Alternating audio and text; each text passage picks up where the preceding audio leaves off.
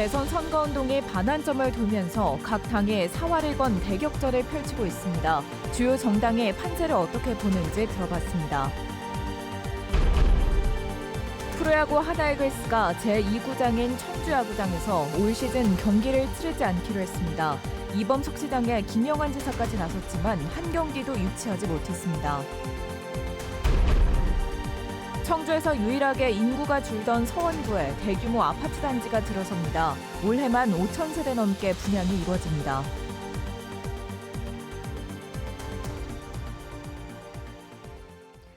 여러분 안녕하십니까? 뉴스데스크 충북 소식입니다. 대선 선거운동이 반환점을 돌아 종반으로 치닫고 있는데요. 전국 민심을 반영하는 충북의 현재 판세, 각 당의 선거 캠프는 어떻게 보고 있을까요? 사흘 뒤면 사전투표도 실시되면서 사활을 건 막판 대격전이 펼쳐질 것으로 보입니다. 이병선 기자입니다. 현재 충북 판세에 대해 더불어민주당 충북선대위는 바닥 민심은 선거 초반과 비슷하게 지금도 좋다고 봤습니다. 내란 종식을 바라는 흐름은 지속되고 있지만 전국 민심을 반영하는 충북의 특성상 끝까지 긴장을 놓을 수는 없다고 분석했습니다.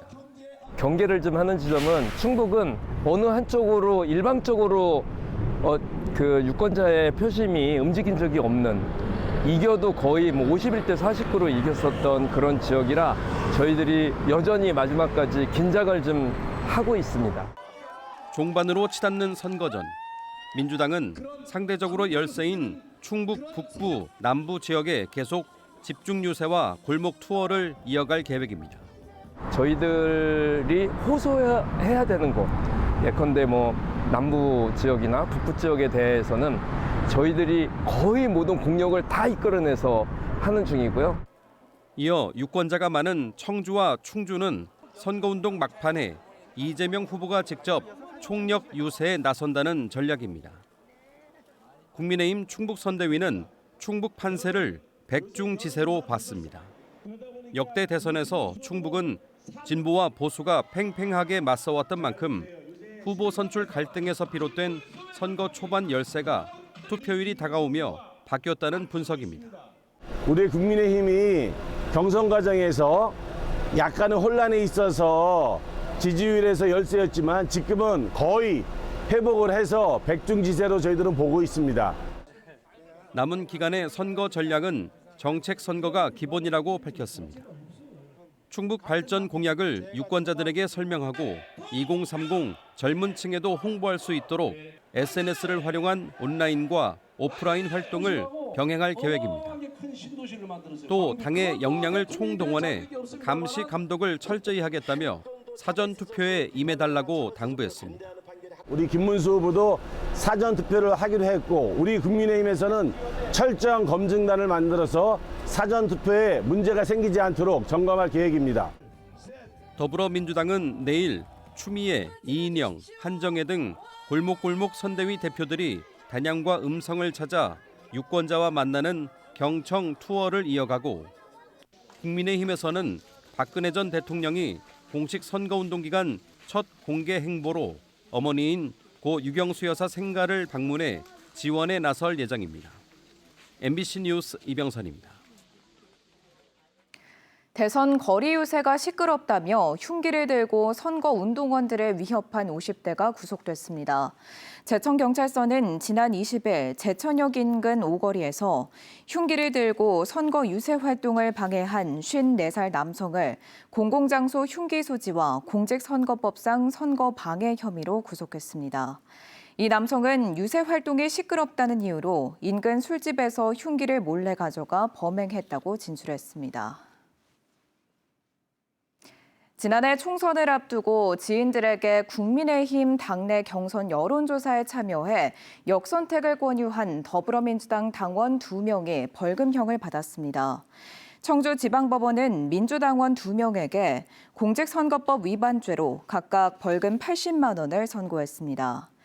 이들은 지난해 2월 국민의힘 동남 4군 선거구 후보자 경선 일반 국민 여론조사와 관련해 지역 선거구민 300여 명에게 당시 낙선한 후보를 지지하도록 권유한 혐의로 기소됐습니다. 이들은 더 낫다고 생각하는 후보를 권유했다고 진술했지만 재판부는 경선을 방해해 유권자 신뢰를 훼손했다고 밝혔습니다. 프로야구 하나이글스가 이번 시즌 제2구장인 청주에서 홈 경기를 하지 않기로 했습니다. 시설이 낡아 프로야구 경기를 하기에 적당하지 않다는 것인데요. 이범석 청주시장이 배신이라는 표현까지 써가면서 경기 유치에 안간힘을 썼지만 열악한 시설에 발목을 잡혔습니다. 이승준 기자가 보도합니다. 2023년 3월 개장한 일본 홋카이도의 에스콘필드 야구장. 오타니와 다루비시 등을 배출한 프로야구 니포넨 파이터스의 홈 구장입니다. 3만 명을 수용할 수 있고 천장이 열리는 개폐식 돔구장입니다. 애초 니포넴은 삿포로 돔구장을 사용했으나 삿포로시와 갈등을 겪던 중 인근 기타 히로시마라는 소도시가 토지를 무상 제공하는 등 이례적인 협조로 연고지를 옮겼습니다. 니포넴을 얻은 기타 히로시마시가 구단과 적극 협력하고 소통한 반면 충청북도와 청주시의 대응은 달랐습니다. 청주시는 10년간 120억을 투자해 야구장 시설을 개선해왔다며 구단과 KBO가 알아주기를 바랐습니다. 그동안의 노력을 강조하며 강한 불만을 드러내기도 했습니다. 그동안의 지원이라든지 우리 청주 팬들의 열성적인 응원에 대한 배신이죠. 김영한 지사는 문제의 근본 해결보다 야구계 원로와 하나그룹 임원을 만나며 외압을 공공연하게 행사했습니다. 청주에 경기를 할 수 있도록 해야 된다고 생각합니다. 그것은 우리의 정당한 권리이고 또 하나가 그렇게 해야 될 의무가 있다고 생각합니다.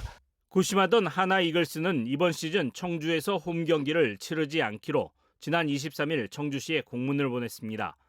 청주 야구장에서 선수 부상 위험이 있고 홈구장의 이점을 살릴 수 없는 낡은 시설, 접근성과 편의성 등을 고려해 프로야구 경기가 어렵다는 것입니다. 이에 대해 청주시는 지역의 하나 팬들을 위해 제2연고지인 청주에서 최소 몇 경기라도 개최하길 바랐다며 유감과 아쉬움을 밝혔습니다. 청주시장과 충북지사의 하나 홈경기 유치전은 프로야구 1000만 관중 시대에 내년도 지방선거를 의식한 것이라는 시각도 있습니다. 그러나 아무런 실익도 거두지 못하고 청주구장의 열악한 인프라만 전국에 알려지며 프로야구 팬들의 쓴 웃음만 사게 됐습니다. MBC 뉴스 이승준입니다. 충북 지역의 과수화상병이 빠른 속도로 확산되고 있습니다. 충청북도 농업기술원은 지난 12일 충주에서 올해 첫 과수화상병이 확인된 이후 2주 만에 4개 시군 13건으로 확대됐다고 밝혔습니다. 충북 지역 피해 면적은 4.7헥타르로 같은 기간 전국 발생지의 58%를 차지하고 있습니다. 농정당국은 발생 과수원에 출입 제한 조치를 내리고 바이러스 유입 경로를 역학 조사하고 있습니다.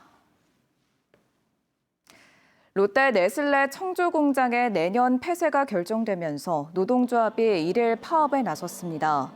롯데 네슬레 코리아 노조는 오늘 파업 출정식을 열고 전체 직원 300여 명 중 조합원 160명이 이를 파업에 돌입했다고 밝혔습니다. 이들은 네슬레가 경영 악화 책임을 모두 노동자에게 전가해 정리해고를 자행하려 한다고 말했습니다. 노조는 지난 7일 노동위원회 조정 중지 결정으로 쟁의권을 확보했고 지난 12일부터 철야 농성을 이어가고 있습니다. 신규 아파트 공급 부족으로 청주에서 나홀로 인구 감소 지역이었던 서원구에 다음 달부터 공급이 본물을 이룰 전망입니다. 당장 올해만 분평동과 장성동 일원에 5,300세대 분양이 추진되고 있는 건데 공공주택 9,000세대 규모의 대규모 공공택지도 맞붙어 관심을 모으고 있습니다. 김영일 기자입니다. 청주 장성지구 도시개발 사업지역입니다. 다음 달 분양을 앞두고 부지 조성 작업이 한창입니다. 1차 1,448가구를 시작으로 올해 말까지 단계적으로 전체 3,949가구를 분양한다는 계획입니다. 저희 단지는 총 4천여 세대로 구성되어 있어서 청주시 최근에 분양한 민간 도시개발 사업으로는 가장 최대 규모의 스케일을 자랑하고 있습니다. 또 녹지 규모가 거의 50%에 달하고 인근의 분평 미평 도시개발 사업지구도 올 하반기를 목표로 1,300여 가구 분양을 준비하고 있습니다. 여기에 또 이어지는 9천여 세대가 공급되는 국토교통부 공공주택지구인 분평 2지구는 내년 상반기 지구 지정을 앞두고 있습니다.